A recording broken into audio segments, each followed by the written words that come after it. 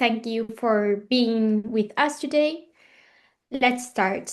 So, we know that StackAI, where you serve as COO, is an enterprise platform that enables organizations to build and deploy costumes AI agents through low, no-code interface to automate back office. What was the spark or problem that led to the creation of the company? Yeah, so we launched Stack AI right after ChatGPT came to the public in November 2022, if I'm not mistaken, more or less. And we went through Y Combinator, that it's an incubator in San Francisco. It was just after ChatGPT came to the public, and we started interacting with this new technology, GPT 3.5, large language models. It was the first large language model that was made public. And we realized that it was very difficult to build on top of those models. You had to code yourself and do everything in order to build an application that could be useful in a business context. So that's when we thought that a no-code or low-code platform built on top of those large language models would be super useful for business users to build applications on top of that. And that's how really we started the company. Okay, thanks. Thanks for sharing that. I'll now pass into Arthur, who will lead us to the next part about differentiation and market. Thank you. Thank you, Marta. Yes, again, for me, very nice to meet you and very glad to have this opportunity to have this interview. So, obviously, AI applications are booming. While there are tens of thousands of AI companies worldwide, Stanford's 2024 AI Index reports just over 10,000 AI startups in the top innovation leading countries. With so many players in the AI market, what sets Stack AI apart from the competition or from its peers? Yeah, well, I mean, first of all, we were, I would say, like the first company building a no-code, low-code platform for enterprises to build on top of those large language models. And we've always had an approach of going towards enterprise-ready applications. So since the very beginning, we understood that medium and large enterprises was our target, and we built a platform that is customized to the needs of enterprises. And you can think about privacy, security, governance, role-based access control, uh, data access and protection, all these type of features that maybe at first you don't think about in a no-code local platform. We developed that for the enterprise, and that's where we position Yeah. ourselves as the go-to platform for enterprises. Okay, so it really is a B2B product kind of at the end of the day. For sure, it's B2B, and we are focusing on enterprises. And enterprises require a platform.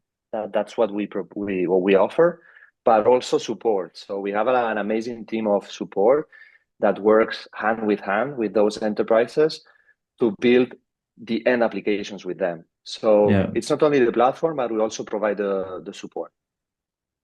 And do you feel that the AI adoption is happening quicker than companies can keep up with? And how does Stack AI cope with that? Uh, Yes, I think the technology is evolving very fast, and there's plenty of people in those enterprises that are still figuring out what to do with ChatGPT. So, Yeah. so for sure, there's a strong component on enabling the companies to use the platform and understand what large language models are for. And for that, we do different things. So I was mentioning support. So we have weekly sessions with all of our enterprise customers, and we help them build in Stack AI. So we help them with troubleshooting, explaining new features. So that's what we do on a regular basis. And we also organize workshops and hackathons, internal hackathons, and those on enterprises to help the broad public of a company, so employees, to understand what this technology is for and what type of use cases they can build for their day to day.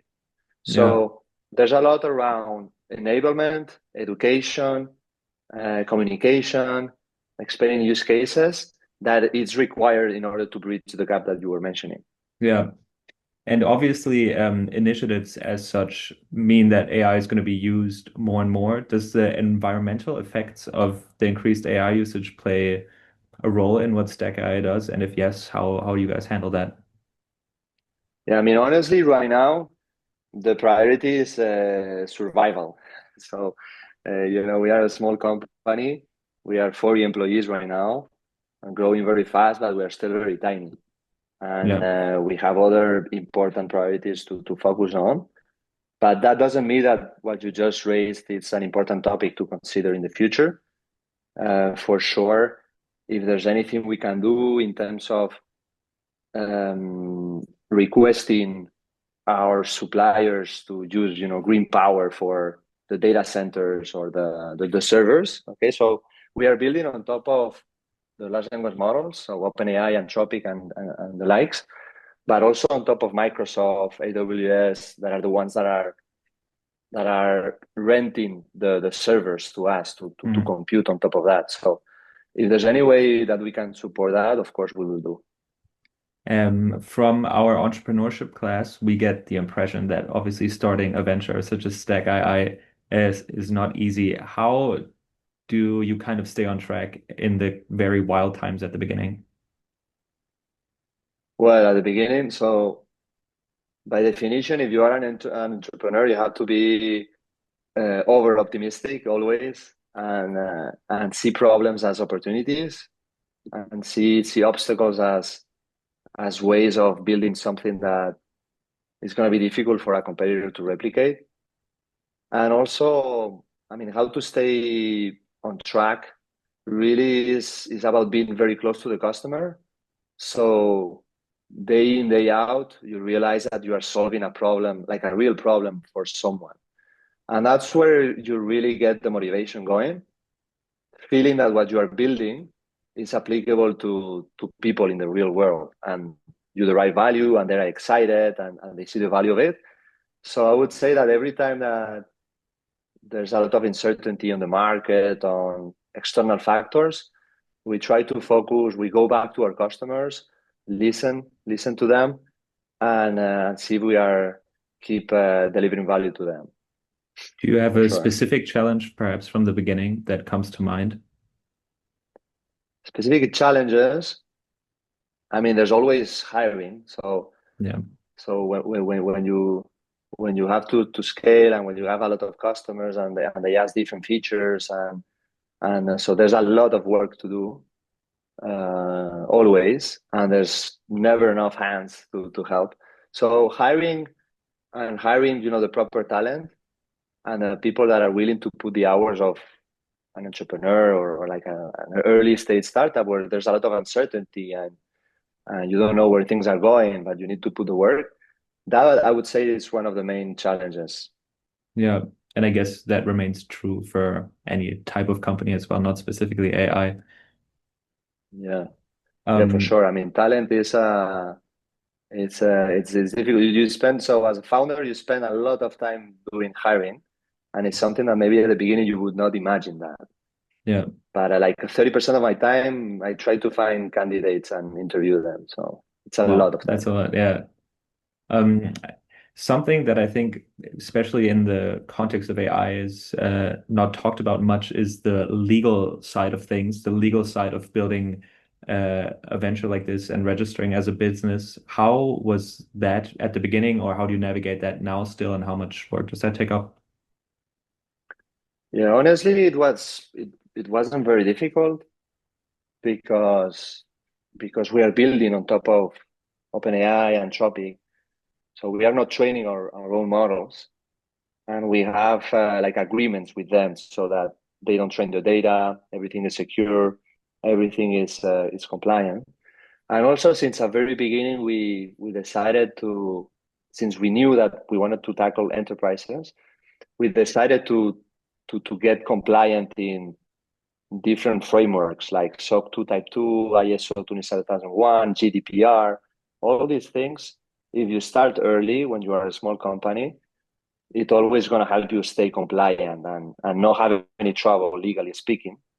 with any geography in the world. So I Yeah. think it's both aspects, no? That we are building on top of companies that are gonna do things well. No? OpenAI and Tropic, they're not gonna do like crazy things with your data. And then that we decided to be compliant ourselves since the very beginning. Yeah. Um, Maybe more on a different topic. Obviously, a company when it's young needs to find money somewhere. So how was it for Mm. StackAI at the beginning with obtaining funding and dealing with the financial side of things? Yeah, at the very beginning, you typically reach out to business angels or friends, no, in your network that are willing to put some money. So um, and it always helps to be in the US, to have studied in, in my case, in MIT. So all these things help a lot to at least get your first checks and get the ball rolling at the beginning. So that helped. And then the second thing that helped a lot was to get into Y Combinator, this accelerator program in San Francisco where you get in and they give you fund, they give you $500,000 to start your Wow. business. Is it a And tough they also, competition to get that money? yeah, it's very tough. Only 1% of startups get in. But once you are in, they give you some money to start. And also they put you in contact with the best investors in the world. So there's a thing called Demo Day. That is what happened at the end of the program. So it's a 3-month program where you're in San Francisco with mentors, with everything, just like accelerating your idea. And at the end of the program, you have a day which is called Demo Day, where you pitch your idea and your product to the best investors in the world. So imagine the likes of like Sequoia, 16Z, Inside Partners, all these guys, they Yeah. are there listening to you. So your network and these type of things help you get funding. And if you're in the US, it's easier as well. So you could, or I would take from that that it's a very local process at the beginning. It's not about getting big name investors straight away, but sometimes it is like convincing friends or loose connections you have to invest into Yes. the young venture. At the very beginning, yes. And then it's when you have enough to like pay your salary and put an MVP out there, then having big names help a lot because I mean the VC game it's a how do you say it's a FOMO driven process, so fear of missing out. Okay, so whenever VCs understand that there's top VCs interested in you, then they get interested in you without maybe having interacted with you. So you have to play that game and always target the top VCs. Yeah. Uh, you explained obviously the type of B2B services that Stack AI currently offers and that you are in its essence focused on enterprises. How do you plan maybe to develop your product in the coming years and what are like the next steps of growth for you? Yeah, so for the platform, of course, security, compliance, governance, integrations with the systems they use for like security and user access and all these things. So there's a big component on governance features and be integrated in their ecosystem. That's for sure. That's something that we need to keep developing. Then the second element I would say it's the fact that the platform can always get more intuitive or easier to use for different type of profiles in the company. So at the beginning, it was for like IT people that already had some technological background and they felt um, comfortable with a platform like StackAI. But you can always make the platform easier and easier to build on top of it, Yeah. so that more people in the company can be engaged with the platform. So that's another route for sure that we need to keep developing. To kind of have that flow of users keep coming basically. Yeah, exactly. And so once you land in a company, expand there. Yeah. And for that, you need to make people at ease with the building in Stack AI. And for that, there's always improvements on the UI, on the intuitiveness of how you use the platform to build applications. That's a very fair point. think for closing questions, I'll hand over to Marta again. But from me already, thank you very much for these valuable insights. Of course. Thank you. So I would like to ask, what advice would you give students or young entrepreneurs starting their own venture? Okay, the first one and the most important one is find a problem that is worth solving. So a problem that exists. So do not focus on the technology or building something that is cool, but try to find a problem that someone feels, or like a company or people in general feels, and that is replicable, that there's many people with that specific problem, and that these people haven't found an alternative. So that's where you can jump in and propose a solution with technology typically, but it can be another type of company. It can be a process type of company, or it can be AI, no AI. The important thing really is to find a problem that is big enough to spend the next 10 years of your life building and developing. And also it's important that you're passionate about the space. You are more than the space, you have to be passionate about the user that you are helping or your customers. You have to be passionate about the type of profile. Maybe it's developers, maybe it's IT people, maybe it's lawyers, maybe it's physicians and doctors. Pick a type of user that you would love to help and solve problems, and also find a problem that is big enough, to build a company on top of it. Then I would say, of course, find a co-founder or find a founding team that complements you. Building a startup is very complex, and you have to do everything from hiring to do sales, to do marketing, to develop the platform, to do admin, to do operations. You have to do everything. And one single human being is very difficult Yeah. to excel in all those dimensions. So it's always useful to at least to find a co-founder that can complement you. And also it's always, in my opinion, okay, there's solo entrepreneurs, but for me, it's always useful to have a co-founder that that person can pick you up and motivate you when you are down, and vice versa. So that's super important. And then I would say the last thing is don't wait for the perfect conditions to start your business and to launch into entrepreneurship. There's never been a best time to build right now or to launch a company, because how easy it is to get funds from VCs and get a salary out of it, a payroll. And also because it's super easy right now to build an MVP, to build a product, and then solve a problem.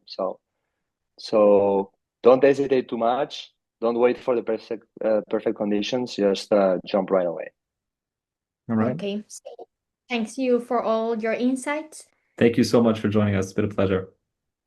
Of course. Okay. Very nice. Martha, Arthur, let me know if I can do something else.